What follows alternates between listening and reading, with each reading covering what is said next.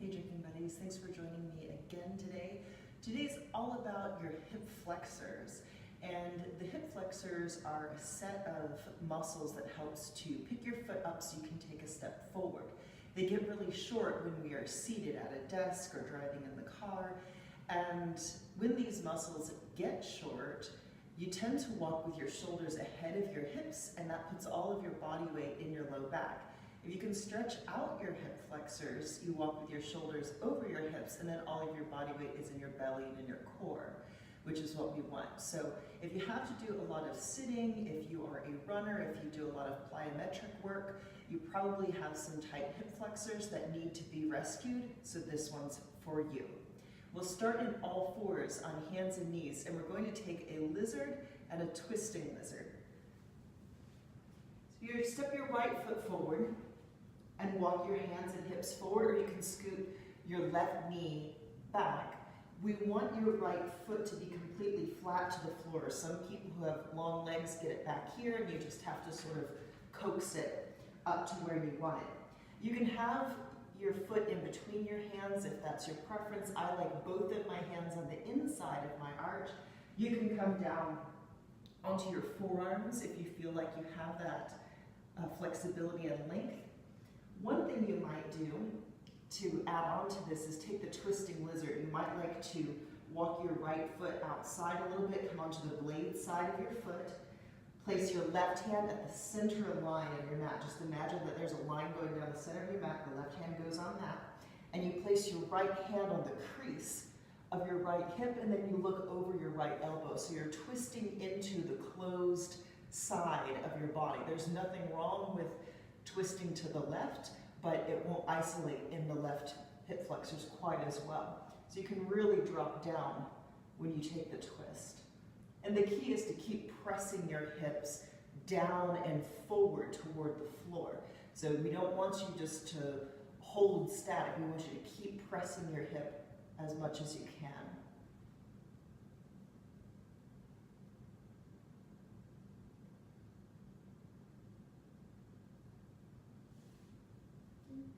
We'll step this back and we'll take lizard on the left. Lizard, just by itself, your foot's flat to the floor. It's not on the blade side, although if you're super wide through the hips, it can be on the blade side. We would just like to start as much on the whole entire sole of your foot as we can. Remember, if being on the flat part of your wrists doesn't work, or palms doesn't work, you can protect your wrists by coming into gorilla fists on the flat part of your knuckles.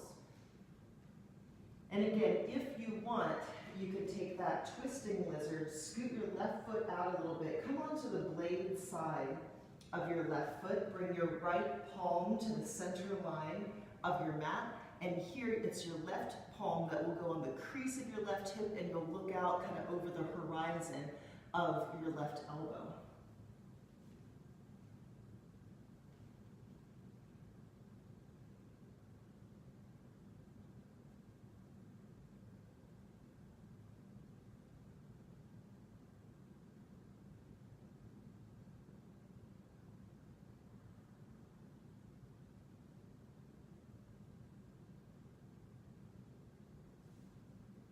And bring it back. We'll next take a down dog with a tail and or wild thing. So still in this all fours position, we're coming into downward facing dog, curling the toes under, straightening the knees, shifting your weight back to your heels for a nice downward facing dog. You'll kick up your right leg and bend your right knee so that your right heel pulls to the left, toward your left elbow. And so you really feel that on the front of your hip. And just the weight of your leg is pulling on the hip flexors. And you might even feel it above the hip, and that's fine. Your hip flexors connect above that as well. If this works, you think you can handle more, you can go from a down dog with tail to wild thing, and all you'll do is just let your left ball of your foot pivot on the floor. So now my left blade side of the foot is on the floor, my left toes point to the right side of my mat, my left knee is straight. My right knee is bent, my right sole of the foot is completely on the floor, and I'm pressing my hips up and forward, and I can take my right arm up overhead if I choose to. If that's not a fun place for your hand to be, you can put your hand on your hip, and we'll bring it back to that three-legged dog. And the same thing on the other side. We'll start with the down dog with tail. So you try to keep your shoulders relatively parallel. You don't want your left shoulder to come too far with you, or else you'll end up in wild thing whether you intended to or not. So you're just sort of letting the weight of your leg contribute to the stretch. You don't have to do much here. And then we're going to pivot on the ball of your right foot. Your right toes will point to the left long side of the mat. You'll set your left foot down, and you're pressing your hips up and forward. This left knee is bent, your right knee is straight, and if you like, that left arm can come all the way up overhead if it's comfortable for you.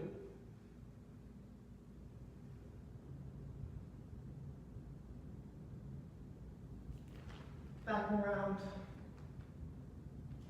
to down dog. We'll walk the hands and feet together just for a quick standing forward fold. Technically, your hip flexors are compressed here.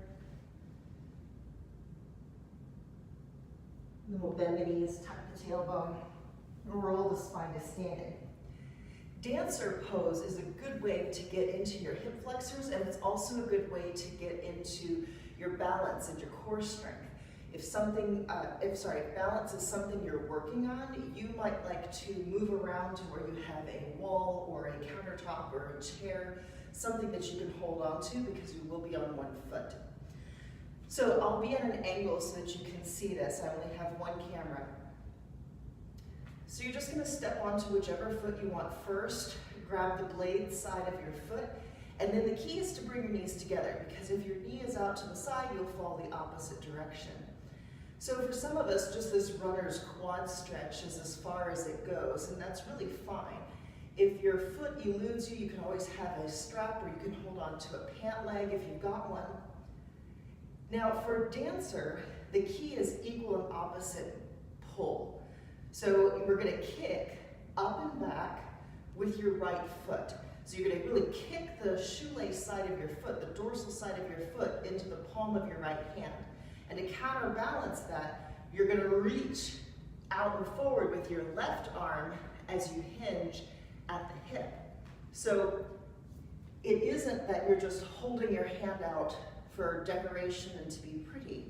It is that you are reaching with your left hand as much as you are kicking your right foot up and back. And there is a little hinge forward at the hip. So the more parallel your torso is to the floor, the more surface area you have to distribute your body weight, and it's easier to balance. So you'll probably come in and out of this just like I am.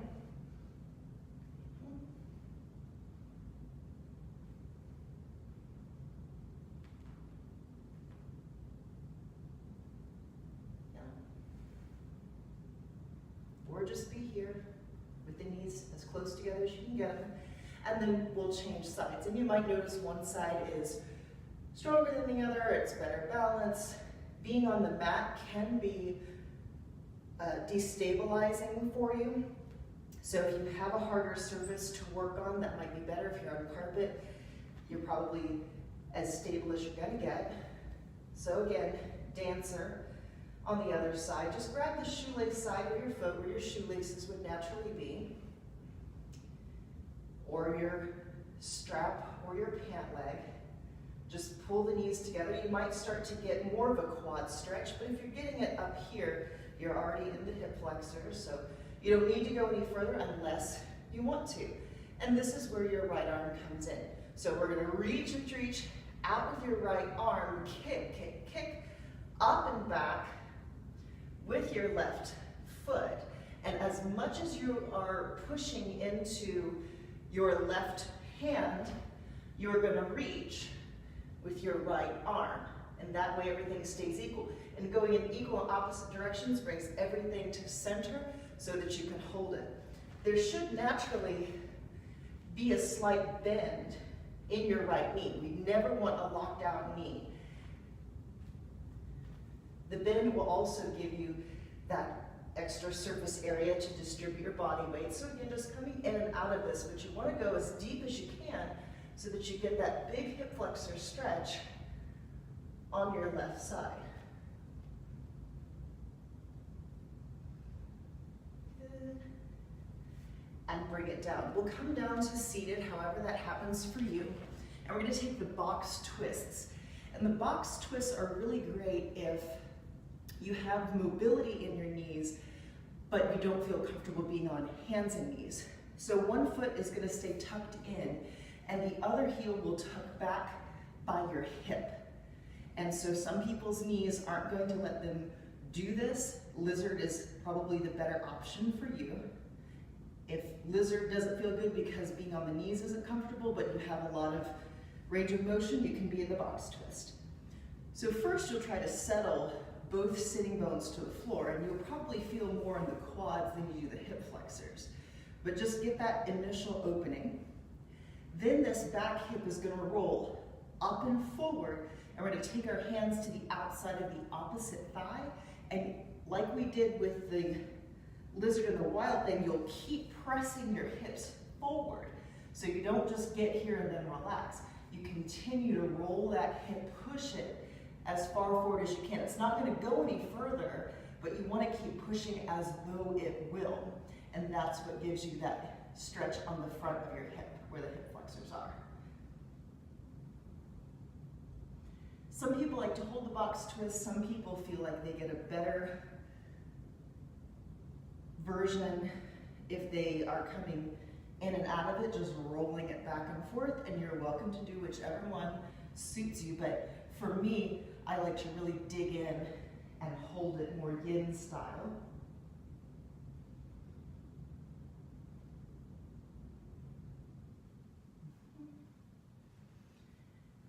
And we'll change sides, so whatever foot was in back will now be in front. So again, try to get both sitting bones on the floor first. It's okay if that doesn't happen, that's just the direction you're trying to get them to go. So you get some extra stretching through the quads and in that pelvic area. Then the hip comes up and forward. So now your sitting bone's way up off the floor. There should be a lot of space in between the buttock and the floor. And then you can take your hands to the outside of your opposite thigh. Keep pressing that left hip up and forward as though it can and will go further. Or if you prefer, you can come in and out of it if that's where you're feeling more of the stretch. And some people will feel this more on the top part of the hip flexors or on the bottom part. And so wherever you're the tightest is where you're going to feel the stretch. So just let whatever experience you're having be correct unless it's painful, in which case you should come out of it. Good. And we'll bring this to center. Leave the foot that's in front. For me, that's my right foot. It might be your left. Now you extend the opposite foot out. And what we're taking here is stargazer. So it doesn't matter which side you're starting on. You can do it from whichever. I have my right foot tucked in, so that means I'm going to put my right hand behind me. If it's your left foot that's tucked in, you put your left hand behind you. What we're going to do is we're going to take the arm up and around. It'll almost go behind you if you have a good range of motion in your shoulders. And again, we're going to press the hips up and forward. We're going to be on the knee, on the shin, and on the sole of your left foot. You're going to come up off of the floor, so a lot of weight is going to be in that back hand. So if you have poor wrists, you might like to have some support underneath. So you're just going to swing the arm, press the hips up and forward, take the arm as far behind you as you can.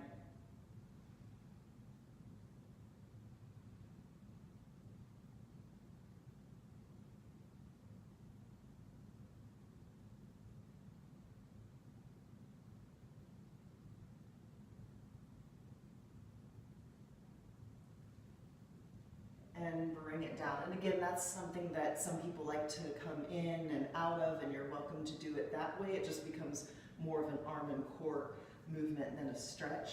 And we'll take it on the other side. So whatever's opposite for you. So in my case, this means my left foot is tucked in, so my left hand will go behind me.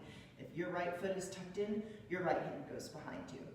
The arm that's corresponding to the leg that's extended is going to come up and around, and you're going to press your hips up and forward. The sole of my extended foot is on the floor, and I'm on my knee and shin on the bent side, and I'm on my left palm because that's the side that I'm on. You should be on your right palm.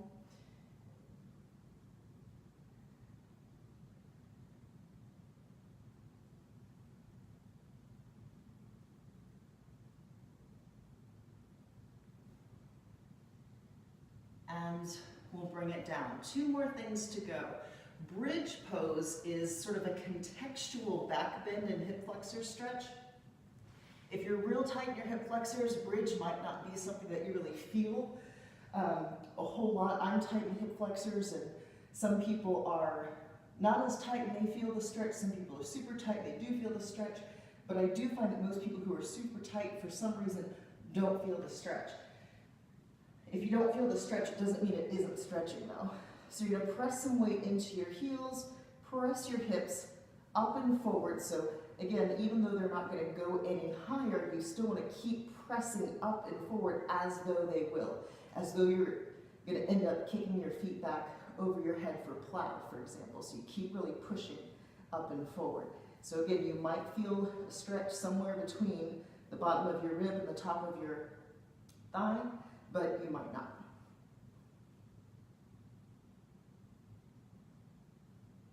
And then we'll roll it down. For people who feel like bridge is bad on the back, instead, if you want, you can just windshield wiper the knees, and as your knee drops, you will feel a little bit of that pull. And so that's an alternative if bridge doesn't suit you, or if you don't want to do any kind of body weight work today and you're just wanting to stretch. This is a way to achieve that on your back without having to lift body weight. So the next thing is hero, and hero doesn't work for a lot of people's knees, so give yourself permission to not do it. If you can, this is one way to do it. This isn't hero's pose, but it does sort of stretch out your quads. So your hip flexors are still kind of at an L shape. They're at a 90-degree angle, but you can just lean back as best you can. You know, this is fine. You might feel a stretch, you might not. I'm really wide through my hips, so doing hero this way doesn't work for me. My knees kind of come with me. So in my case, I'm going to take my heels out to the outsides of my hips. And that really doesn't work for a lot of people's knees. So again, if this isn't working, go back, take something different. And again, with hero, you don't have to come all the way back. You can just have your palms on the floor, but you might be able to grab your feet and put your elbows on the floor. Some people can grab their ankles and put their head and shoulders on the floor. Don't worry about them, they're mutants. You don't have to hold it very long either, especially if you feel that there's any tension or pressure on the front of the knee. That's your ACL asks you to come out of it. So it's a big, intense stretch, but it really is effective if your knees are amenable to the process. So I hope this was helpful to you and your hip flexors. Rock out with your core count.